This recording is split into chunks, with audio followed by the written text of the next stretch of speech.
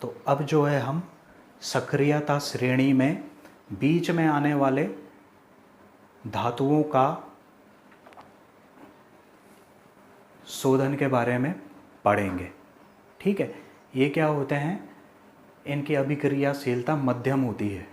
ठीक है, इससे पहले जो थे वो अभिक्रियाशीलता उनकी बहुत कम थी और इसी कारण जो है उन्हें हम आसानी से हम प्राप्त कर सकते थे। लेकिन इसमें जो है हमें फिर क्या है, कुछ विधियों का उपयोग हमें करना पड़ता है। तो देखो, जो कम अभिक्रियाशील वाली धातुएं होती हैं वो या तो ऑक्साइड के फॉर्म में होती हैं या सल्फाइड के फॉर्म में होती हैं, और ये जो धातुएं होती हैं मध्य श्रेणी की जो धातुएं होती हैं ये या तो ये भी जो हैं सल्फाइड के ही फॉर्म में होती हैं और दूसरा क्या है, कार्बोनेट के फॉर्म में ये पाई जाती हैं। ठीक है, तो हम जो है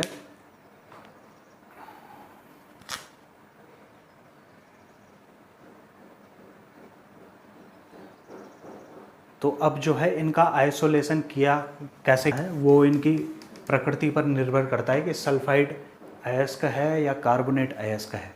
ठीक है, तो सल्फाइड जो अयस्क होते हैं उनके लिए हम अपनाते हैं भर्जन।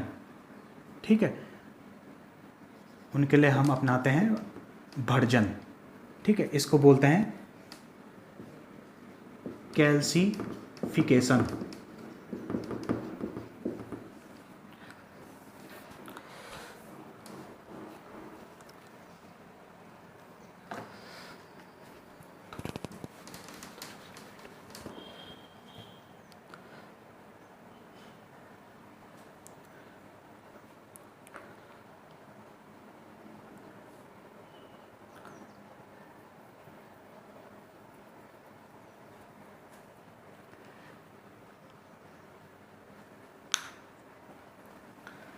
तो क्या होता है कि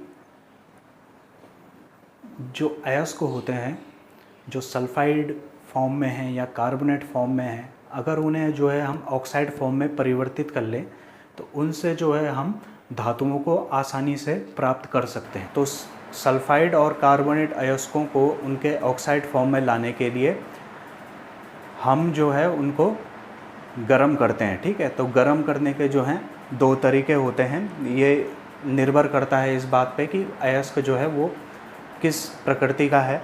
माना अगर वो सल्फाइड फॉर्म में है तो फिर हम क्या करते हैं, भर्जन अप करते हैं। ठीक है, और अगर वो कार्बोनेट फॉर्म में है तो फिर हम निस्तापन करते हैं। ठीक है, तो मुख्यतः जो है ये भर्जन जो है सल्फाइड अयस्कों के लिए किया जाता है। ठीक है, अंग्रेजी में इसे रोस्टिंग कहते हैं।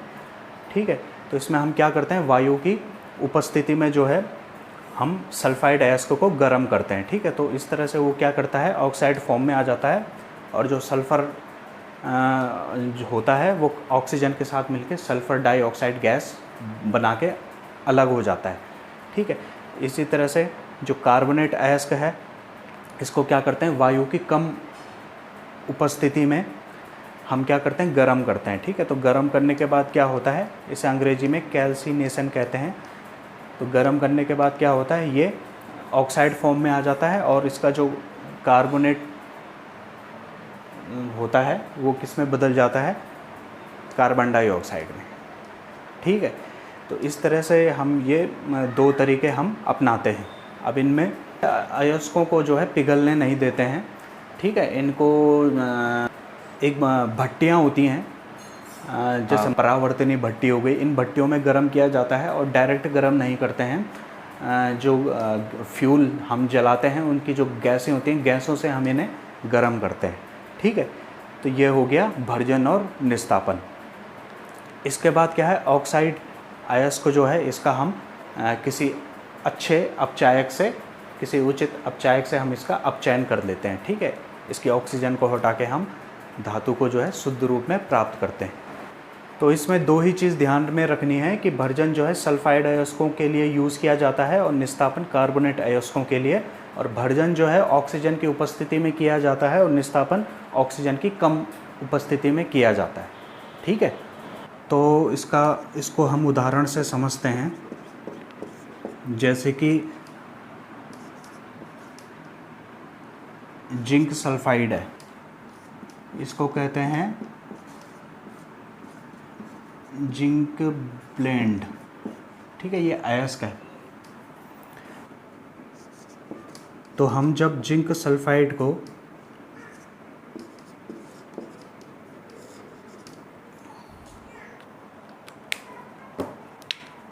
ऑक्सीजन की उपस्थिति में गर्म करते हैं तो वो बदल जाता है जिंक ऑक्साइड और सल्फर डाइऑक्साइड में। इसी तरह से जो है एक दूसरा अयस्क होता है जिंक कार्बोनेट, इसे बोलते हैं हम ठीक है, कैलामाइन या कैलेमाइन।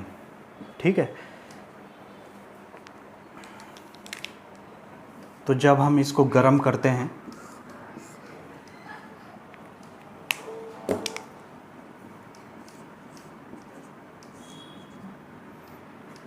यानी इसका निस्तापन करते हैं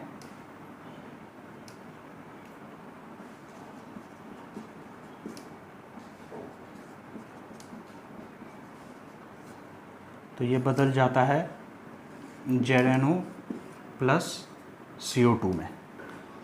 ठीक है, तो ये जो ZnS है और ये जिंक का कार्बोनेट है ना, ये क्या है, अयस्क हैं। तो जब हमें भर्जन और निस्तापन के बाद जिंक ऑक्साइड जब हमें मिल जाता है तो जिंक ऑक्साइड का फिर हम क्या करते हैं, अपचयन करते हैं। ठीक है, कार्बन द्वारा उसका हम अपचयन करते हैं तो क्या बन जाता है फिर, जिंक प्लस कार्बन मोनोऑक्साइड। इस तरह से जो है हमें जिंक धातु प्राप्त हो जाती है। ठीक है, तो इस तरह से जो है अपचयन अभिक्रियाओं के द्वारा हम जो है मध्यम श्रेणी के जो धातु होते हैं उनको हम इस तरह से प्राप्त करते हैं अपचयन द्वारा। ठीक है, अब इसके बाद जो है तीसरा है अब इसके बाद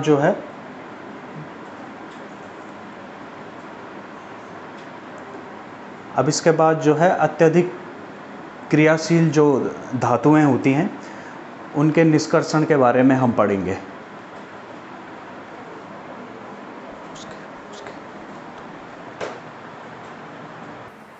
तो जैसे कि हमने कार्बन को अपचायक के रूप में लिया, उसी तरह से जो है कार्बन के अलावा हम दूसरी अति अभिक्रियाशील धातुओं को भी ले सकते हैं अपचायक के रूप में, है ना। ये क्या करती हैं, ये भी जो है जो अयस्क हम लेते हैं उस अयस्क में जो धातु होती है उसको अलग कर देते हैं। ठीक है, उसके यौगिक से। ठीक है, यानी कि ये क्या करते हैं, विस्थापन अभिक्रिया करते हैं।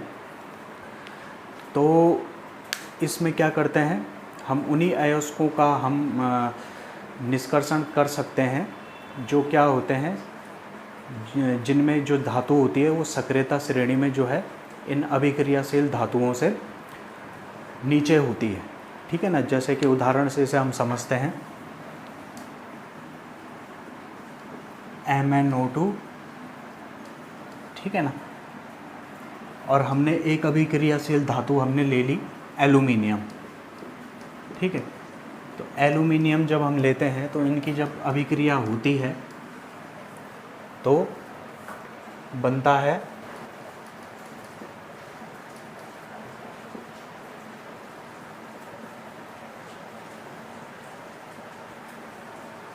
एल्यूमिनियम ऑक्साइड, यानी कि एल्यूमिना, और मैग्नीज जो है अलग हो जाता है। ठीक है, तो एल्यूमिनियम क्या करता है, मैग्नीज डाइऑक्साइड से मैग्नीज को अलग कर देता है, उसके ऑक्सीजन को खुद ले लेता है ना। ये क्या है, ज़्यादा अभिक्रियाशील है, किससे, मैग्नीज से। ठीक है, सक्रियता श्रेणी में एल्यूमिनियम क्या होता है, मैग्नीज से ऊपर आता है, इसलिए एल्यूमिनियम जो है वो आसानी से जो है मैग्नीज को क्या है, अलग कर देता है। ठीक है, तो यहाँ पे हम इसे गर्म करते हैं, साथ ही साथ क्या होती है, बहुत सारी ऊष्मा भी निकलती है। तो इन अभिक्रियाओं में जो होती हैं बहुत सारी ऊष्मा निकलती है, ठीक है। तो जो हमें जो धातु मिलता है वो कैसी अवस्था में मिलता है, गलित अवस्था में मिलता है, ठीक है।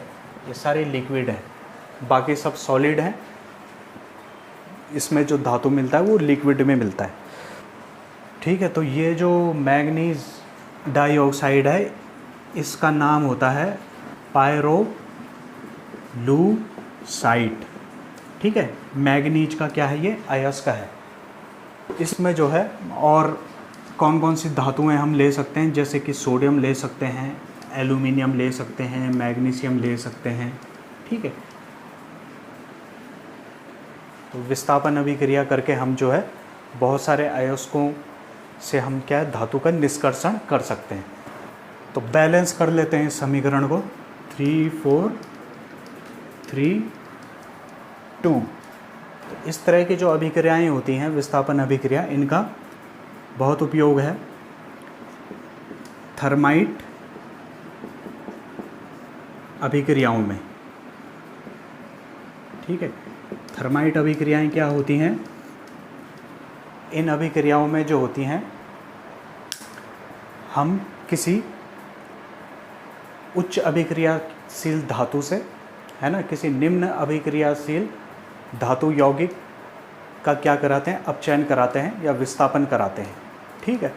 तो इस अभिक्रिया का एक उदाहरण है, और उसमें क्या होती है, जो ऊष्मा निकलती है उस ऊष्मा से जो हमें गलित धातु प्राप्त होती है, उस धातु से हम क्या करते हैं, जो कुछ दरारें होती हैं, जैसे लोहे की दरारें होती हैं, पटरियाँ होती हैं, जो लोहे की पटरियाँ होती हैं, या जो मशीन होती हैं, लोहे की फैक्ट्रियों में जो मशीनें होती हैं उनमें जो दरारें आ जाती हैं, उन दरारों को क्या है भरने का हमें काम किया जाता है, ठीक है। तो इसमें जैसे हम एक लेते हैं आयरन 3 ऑक्साइड Fe2O3, इसका नाम क्या है, आयरन 3 ऑक्साइड, ठीक है। इसको हम फेरिक ऑक्साइड भी कहते हैं,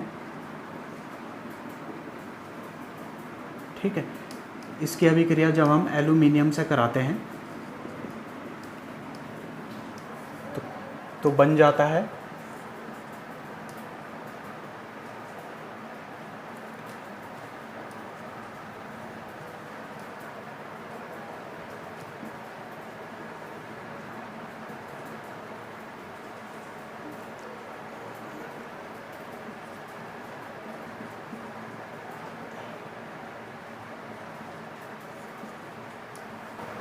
आयरन और एल्यूमिनियम ऑक्साइड, और साथ ही साथ ऊष्मा की बहुत अधिक मात्रा निकलती है, ठीक है। तो ये ऊष्मा क्या करती है, आयरन को जो है गला देती है, ठीक है। तो वो जो गलित आयरन होता है वो क्या होता है, वो जो दरारें होती हैं, जो पटरियाँ होती हैं, उन दरारों को क्या कर देता है, वो भर देता है, ठीक है। तो ये क्या करती है, पिघला देती है, आयरन को पिघला देती है, ठीक है। आयरन का जो टेम्परेचर होता है वो होता है 1500 डिग्री सेंटीग्रेड के लगभग होता है, ठीक है। अब जो एल्यूमिना है, यानी कि एल्यूमिनियम ऑक्साइड है, क्या ये नहीं पिघलता, ये नहीं पिघलता है, क्योंकि इसका तापमान जो है वो होता है 2000 डिग्री सेंटीग्रेड। तो इस अभिक्रिया में लगभग इतनी ही ऊर्जा निकलती है, ठीक है। तो वो आयरन को तो पिघला देती है, एल्यूमिना को वो नहीं पिघलाती है, तो एल्यूमिना अलग ही रहता है, ठीक है। इसको हम कहते हैं रिफ्रैक्टरी मेटल्स, ठीक है। तो ये यानी कि ये ऐसे मेटल्स जो क्या होते हैं, जो ऊष्मा को क्या है बर्दाश्त कर लेते हैं, बहुत अधिक ऊष्मा को जो है बर्दाश्त कर लेते हैं, ठीक है। तो इस तरह से ये थर्माइट रिएक्शन होती है ना। इसका एक उदाहरण और हम ले सकते हैं, जैसे कि कॉपर ऑक्साइड है, उसकी क्रिया अगर हम एल्यूमिनियम से कराएं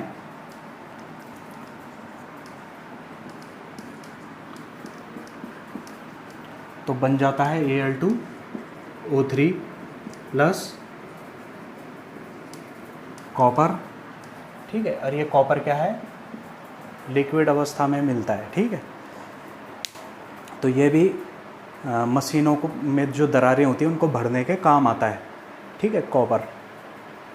तो इस तरह से जो है ये क्या हो गई, थर्माइट रिएक्शंस। तो अब जो है इन धातुओं का निष्कर्षण जो है हम जिन भट्टियों में करते हैं उनके बारे में हम थोड़ा जानकारी लेते हैं। तो इसमें एक तो होती है परावर्तनीय भट्टी, ठीक है। परावर्तनीय भट्टी में निस्तापन और भर्जन दोनों किए जा सकते हैं, ठीक है। इसमें क्या है, अयस्कों को पिघलाया नहीं जाता है। कॉपर, लेड और टीन, इन धातुओं की प्राप्ति के लिए जो है परावर्तनीय भट्टी का हम उपयोग करते हैं। इसके बाद एक आता है दूसरा इसमें मफल भट्टी। मफल भट्टी में क्या है, धातुएं जो मिलती है पिघली हुई अवस्था में मिलती हैं, ठीक है। इसमें अयस्क जो है पिघल जाता है। और इस भट्टी का उपयोग जो है वो सोना, चांदी और जिंक धातुओं के लिए किया जाता है। अब जो है एक चीज़ और आती है इसमें, फ्लक्स यानी कि गालक। ये क्या होता है, अयस्कों में जो क्षारकीय या अम्लीय अशुद्धियाँ होती हैं उनको दूर करने के लिए जो है कोई हम अम्लीय पदार्थ या कोई क्षारकीय पदार्थ हम गालक के रूप में मिलाते हैं। वो क्या करता है, अगर उस धातु में कोई अम्लीय पदार्थ है तो क्षारकीय गालक हम मिलाते हैं, तो वो क्या करता है, अभिक्रिया करके जो है एक लवण बनाता है ना, जो क्या होता है धातुमल के रूप में अलग हो जाता है, ठीक है। स्लैग, इसे स्लैग बोलते हैं, धातुमल, ठीक है। इसी तरह अगर क्षारकीय अशुद्धि है तो फिर अम्लीय गालक हम उसमें मिलाते हैं, ठीक है। और वो क्या करता है, फिर उससे क्रिया करके फिर वो क्या बना देता है, धातुमल बना देता है, ठीक है। तो ये हो गया फ्लक्स।